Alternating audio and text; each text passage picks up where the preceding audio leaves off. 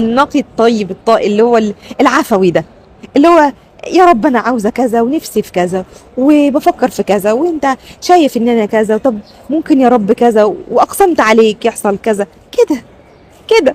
المهم الست دي كنا قاعدين ساعتها في قباء، مسجد قباء، وبعدها انا قاعده هنا هي قاعده هنا وست جنبينا قاعده هنا، قاعده هي في النص كده. والله العظيم كلنا شغالين خدامين عليها.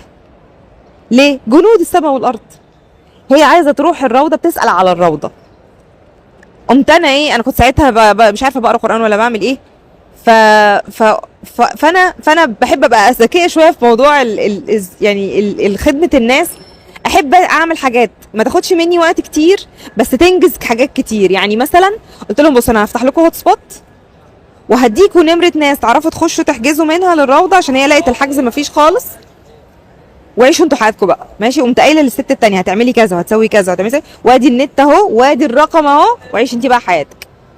خلاص قالت لي حلو قوي، سيبي لي انا بقى الموضوع. فبقيت انا ايه، كل وقت سبحان الله وفوق بعض درجات عشان نخدم بعض.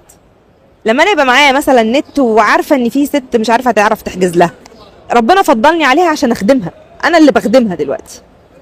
والست التانيه اللي عرفت تعمل ايميل وتخش تحجز لها وتعمل لها وتسوي لها، ربنا فضلها عليها بالعلم عشان تخدمها، وبقينا احنا الاتنين شغالين خدامين عليها. الست الغلبانه دي قاعده كده وملكه واحنا اللي بنخدم عليها.